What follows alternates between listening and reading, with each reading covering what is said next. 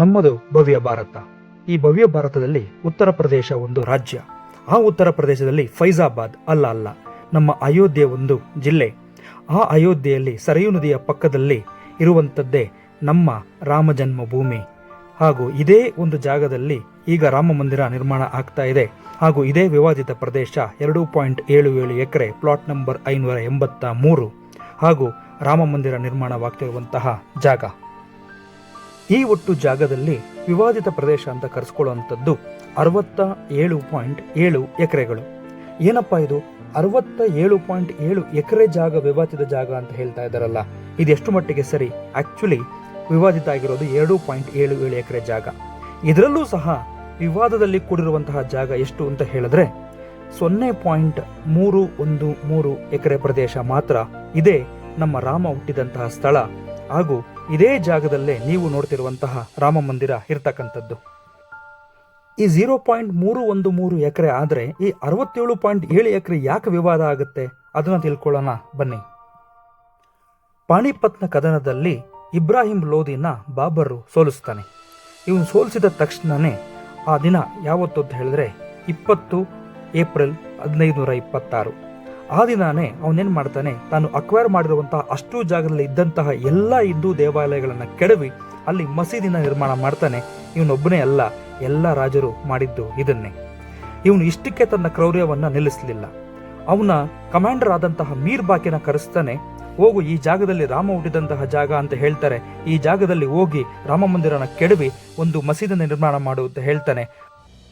1857ರಲ್ಲಿ ಮುಘಲರ ಸಾಮ್ರಾಜ್ಯ ಪತನವಾಗುತ್ತೆ ಹಾಗೂ ನಮ್ಮ ಭಾರತಕ್ಕೆ ಬ್ರಿಟಿಷರ ಆಗಮನವಾಗುತ್ತೆ. ಬ್ರಿಟಿಷರು ಬರುವಷ್ಟರಲ್ಲೇ ನಮ್ಮಲ್ಲಿ ಹಿಂದೂ ಮತ್ತು ಮುಸ್ಲಿಂಗಳ ಮಧ್ಯದಲ್ಲಿ ಇದು ನಮ್ಮ ರಾಮ ಜನ್ಮಭೂಮಿ ಮತ್ತು ಇದು ನಮ್ಮ ಬಾಬ್ರಿ ಮಸೀದಿ ಅಂತ ಕದನ ಜಗಳ ಆಲ್ರೆಡಿ ಶುರುವಾಗ್ಬಿಟ್ಟಿರುತ್ತೆ. ಮತ್ತು ಈ ಜಾಗದಲ್ಲಿ ನೀವೇನು ಗ್ರೀನ್ ಕಲರ್ ಅಲ್ಲಿ ಮಾರ್ಕ್ ಮಾಡಿದ್ದಾರೆ ಅದನ್ನ ನೋಡ್ತಿದ್ದಾರೆ, ಅದು ಬಾಬ್ರಿ ಮಸೀದಿ. ಮತ್ತೆ ನಮ್ದು ರಾಮ ಚಾಬುತ್ರಿಯ, ಸೀತಾ ರಸೋಯಿ ಮತ್ತೆ ಹನುಮಾನ್ ದಾವರ್ಗಳನ್ನ ಆರೆಂಜ್ ಅಲ್ಲಿ ಮಾರ್ಕ್ ಮಾಡಿದ್ದಾರೆ. ಇಲ್ಲಿ ನಾವು ಪೂಜೆ ಮಾಡ್ತಾ ಇದ್ವಿ. ಹಾಗೂ ನೀವೇನು ಇವಾಗ ಈ ಬಾರ್ಡರ್ ನೋಡ್ತಾ ಇದ್ದೀರಲ್ಲ, ಈ ಬಾರ್ಡ್ರಿಂದ ಎಡಕ್ಕೆ ಇರುವಂಥದ್ದೇ ಬಾಬ್ರಿ ಮಸೀದಿ. ಮತ್ತು ಈ ಜಾಗದಲ್ಲಿ ಎಲ್ಲ ಮುಸ್ಲಿಮರು ಸಹ ತಮ್ಮ ನಮಾಜ್ಗಳನ್ನ ಮಾಡ್ತಾ ಇರ್ತಾರೆ. ಹಾಗೂ ಉಳಿದಂತಹ ಜಾಗದಲ್ಲಿ ಒಂದು ಚಿಕ್ಕ ರಾಮಲಲ್ಲನ್ನ ಸ್ಥಾಪನೆ ಮಾಡಿ ನಮ್ಮ ಹಿಂದೂಗಳು ಪೂಜೆಯನ್ನ ಮಾಡ್ತಾ ಇರ್ತಾರೆ. ಈ ಜಾಗದಲ್ಲೇ ಪೂಜೆ ಹಾಗೂ ನಮಾಜ್ ನಡೀತಿರುತ್ತೆ. ಇದೇ 67.7 ಎಕರೆ ಜಾಗ. ದಿನಗಳು ಕಳೆದವು, ವರ್ಷಗಳು ಉರುಳಿದವು, ದಶಕಗಳು ಮಾರು ಹೋದವು ಹಾಗೂ ಶತಮಾನಗಳೇ ಕಳೆದು ಬಿಟ್ಟವು. ಆದರೆ ಹಿಂದೂಗಳ ಕಿಚ್ಚು ಮಾತ್ರ ಆರಲೇ ಇಲ್ಲ. ಗಾಯಗೊಂಡಿರುವ ಸಿಂಹದ ಉಸಿರು ಅದರ ಗರ್ಜನೆಗಿಂತ ಬಹಳ ಬಹಳ ಘೋರವಾಗಿರುತ್ತದೆ. ಈ ಒಂದು ಕಿಚ್ಚು ಕಾಡ್ಗಿಚ್ಚಾಗಿದ್ದೇ ಆ ಒಂದು ದಿನ 6ನೇ ಡಿಸೆಂಬರ್ 1992. ಈ ಕಾಡ್ಗಿಚ್ಚು ಲಕ್ಷಾಂತರ ಕರಸೇವಕರನ್ನ ಬಾಬರಿ ಮಸೀದಿ ಇರುವಂತಹ ಜಾಗಕ್ಕೆ ಕರೆತಂದಿತು ಹಾಗೂ ಲಕ್ಷಾಂತರ ಕರಸೇವಕರ ಪ್ರಾಣತ್ಯಾಗವೂ ಆಯಿತು, ನೆತ್ತರು ಹರಿಯಿತು. ಹಲವಾರು ವರ್ಷಗಳ ವಾದ ವಿವಾದಗಳಾದ ಮೇಲೆ ಅದೇ 9 ನವೆಂಬರ್ 2019 ಹಿಂದೂಗಳ ವಿಜಯ ದಿವಸ. ಆ ಒಂದು ತೀರ್ಪಿನ ನಂತರ ಪ್ರತಿಯೊಂದು ಹಿಂದುವಿನ ಹೃದಯದಲ್ಲಿ, ರಕ್ತದಲ್ಲಿ ಹಾಗೂ ನರಗಳಲ್ಲಿ ಹಾಡಿದ್ದು ಒಂದೇ, ಅದೇ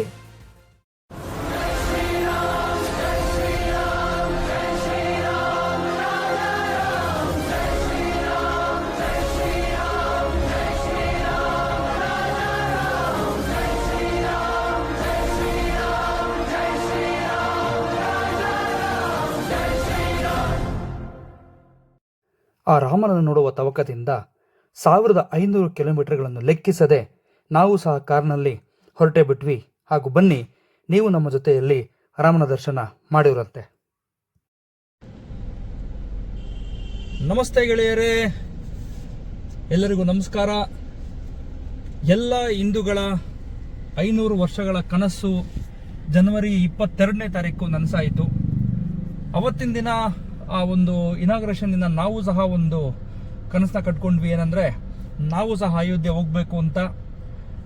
ನಮ್ಮ ಕನಸು ಅಯೋಧ್ಯೆಯಲ್ಲಿ ರಾಮ ನೋಡೋಣ ಕನಸು ಇವತ್ತು ನನಸಾಗ್ತಾ ಇದೆ. 4 ದಿನಗಳ ಪ್ರಯಾಣದ ನಂತರ 1867.9 ಕಿಲೋಮೀಟರ್ಸ್ ಡ್ರೈವ್ ಮಾಡಿದ ಮೇಲೆ ಇವತ್ತು ಆ ಕನಸು ನನಸಾಗ್ತಾ ಇದೆ. ಬನ್ನಿ, ರಾಮ ಜನ್ಮಭೂಮಿಗೆ ಹೋಗೋಣ. ಆಲ್ರೆಡಿ ಅಯೋಧ್ಯೆ ತಲುಪಿದ್ದೀವಿ. ಸೊ ಇವಾಗ ಅಯೋಧ್ಯೆ ರಾಮನ ನೋಡೋದಕ್ಕೋಸ್ಕರ ಹೋಗ್ತಾ ಇದ್ದೀವಿ. ಬನ್ನಿ, ಇಲ್ಲಿಂದ ನಮ್ಮ ಒಂದು ಪ್ರಯಾಣನ ಶುರು ಮಾಡೋಣ. ಜೈ ಶ್ರೀರಾಮ್, ಜೈ ಶ್ರೀರಾಮ್. ಬಹಳ ಅದ್ಭುತವಾಗಿದೆ ಈ ಬ್ರಿಡ್ಜು. ಮೋಸ್ಟ್ಲಿ ಹೊಸ ಬ್ರಿಡ್ಜ್ ಮಾಡಿರ್ಬೋದು ಅಂತ ಅನ್ಸುತ್ತೆ. ಲೈಟ್ ಎಲ್ಲ ಹಾಕಿದ್ದಾರೆ, ಬಹಳ ಅದ್ಭುತವಾಗಿ ಕಾಣಿಸ್ತಾ ಇದೆ. ಬಟ್ ನಮ್ಮ ಮ್ಯಾಪು ಬೇರೆ ಕಡೆ ತೋರಿಸ್ತಾ ಇತ್ತು. ಬಟ್ ನಾವು ಹೋಗ್ತಾ ಇದೀವಿ, ನೋಡೋಣ ಎಲ್ಲಿಗೆ ಹೋಗಿ ರೀಚ್ ಆಗ್ತೀವಿ ಅಂತ ಹೇಳ್ಬಿಟ್ಟು ಗೊತ್ತಾಗುತ್ತೆ. ರಸ್ತೆಯಲ್ಲಿ ಹೋಗ್ತಾ ಇರ್ಬೇಕಾದ್ರೇನೆ ತುಂಬಾ ಜನ ಬರ್ತಾರೆ, ಬನ್ನಿ ತುಂಬಾ ರಶ್ ಇದೆ, ನಾವು ನಿಮಗೆ ರಾಮನ ದೇವಸ್ಥಾನ ತೋರಿಸ್ತೀವಿ, ಇನ್ನು 4-5 ದೇವಸ್ಥಾನ ತೋರಿಸ್ತೀವಿ, ಹಾಗೂ ಬೇರೆ ರಸ್ತೆಯಲ್ಲಿ ಕರ್ಕೊಂಡು ಹೋಗ್ತೀವಿ ಅಂತ. ದಯವಿಟ್ಟು ಇವರು ಯಾರ ಮಾತನ್ನು ಸಹ ಕೇಳಬೇಡಿ. ಅಲ್ಲಿರ್ತಕ್ಕಂಥ ಪೊಲೀಸ್ ಅವ್ರನ್ನ ಮಾತ್ರ ಕೇಳಿಕೊಂಡು ಯಾವ ಕಡೆಯಿಂದ ಹೋಗಬೇಕು, ಕಾರಲ್ಲಿ ಪಾರ್ಕ್ ಮಾಡಬೇಕು, ಅಥವಾ ನೀವು ಗಾಡಿನಲ್ಲಿ ಹೋಗಿರೋ ನಿಮ್ಮ ಗಾಡಿ ಎಲ್ಲಿ ಪಾರ್ಕ್ ಮಾಡಬೇಕು ಅಂತ ಕೇಳ್ಕೊಳ್ಳಿ. ದಯವಿಟ್ಟು ಇಲ್ಲಿರೋರ ಮಾತನ್ನ ಯಾವುದೇ ಕಾರಣಕ್ಕೂ ನಂಬಬೇಡಿ. ಯಾಕಂದ್ರೆ ನಮಗೆ ಭಾಷೆ ಬರೋದಿಲ್ಲ, ಭಾಷೆ ಬಂದಿಲ್ಲ ಅಂದಾಗ ಇವ್ರು ನಮಗೆ ಖಂಡಿತವಾಗ್ಲೂ ಮೋಸ ಮಾಡ್ತಾರೆ. ಅಲ್ಲಲ್ಲ, ನಾವು ಮೋಸ ಹೋಗ್ತೀವಿ. ನೋಡಿ, ನಮಗೂ ಸಹ ಈ ರೋಡ್ ಡಿವೈಡ್ರಲ್ಲೊಬ್ಬ ನಮಗೆ ಕೈ ಅಡ್ಡ ಹಾಕ್ತಾನೆ, ನೀವು ಅಬ್ಸರ್ವ್ ಮಾಡ್ಬೋದು. ನಾವು ಅವ್ರ ಮಾತನ್ನ ಕೇಳಿಲ್ಲ. ಹಾಗೆ ಮುಂದೆ ಆ ಬ್ಯಾರಿಕೇಡ್ ಹತ್ರ ನಿಲ್ಲಿಸು ಪೊಲೀಸ್ ಅವ್ರನ್ನ ಕೇಳಿ ನಾವು ಮುಂದಕ್ಕೆ ಹೋದ್ವಿ. ಸರಾಗವಾಗಿ ದರ್ಶನ ಆಯಿತು. ಜೈ ಶ್ರೀರಾಮ್. ಅಯೋಧ್ಯೆ ಗೇಟ್ ಮುಂದೆ ಇದ್ದೀವಿ, ಎಕ್ಸೈಟ್ಮೆಂಟ್ ತಡ್ಕೊಳಕ್ಕಾಗ್ತಾ ಇಲ್ಲ. ಬನ್ನಿ ಒಳಗೆ ಹೋಗೋಣ.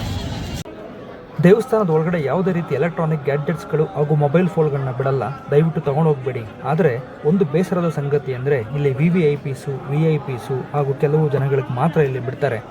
ನಮಗೆ ಬಿಡದೇ ಇರೋ ಕಾರಣ ನಾವಲ್ಲಿ ಯಾರೋ ಒಬ್ಬರು ಬಂದದ ಭಕ್ತಾದಿಗಳ ಹತ್ರ ರಿಕ್ವೆಸ್ಟ್ ಮಾಡಿಕೊಂಡು ಅವ್ರು ತೆಗೆದಂತಹ ವಿಡಿಯೋನ ತೆಗೆದು ನಾವು ನಿಮಗೆ ತೋರಿಸ್ತಾ ಇದ್ದೀವಿ.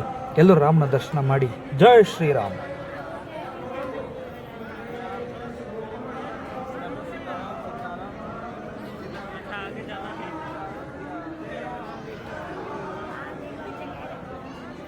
ಹಾಗೆ ನೀವು ದರ್ಶನ ಮುಗಿಸಿ ರಸ್ತೆಯಲ್ಲಿ ಬರಬೇಕಾದ್ರೆ ಈ ರೀತಿ ಹಲವಾರು ದೀಪಾಲಂಕಾರಗಳನ್ನ ನೋಡ್ಬೋದು. ನಾವು ಇದನ್ನ ನೋಡಿ ಫಸ್ಟು ರಂಗೋಲಿ ಅನ್ಕೊಂಡ್ವಿ, ಬಟ್ ಆಮೇಲೆ ಗೊತ್ತಾಯಿತು ಇದು ದೀಪಾಲಂಕಾರ ಮಾಡಿರುವಂಥದ್ದು. ಬಹಳ ಚೆನ್ನಾಗಿ ಕಾಣಿಸ್ತಾ ಇತ್ತು.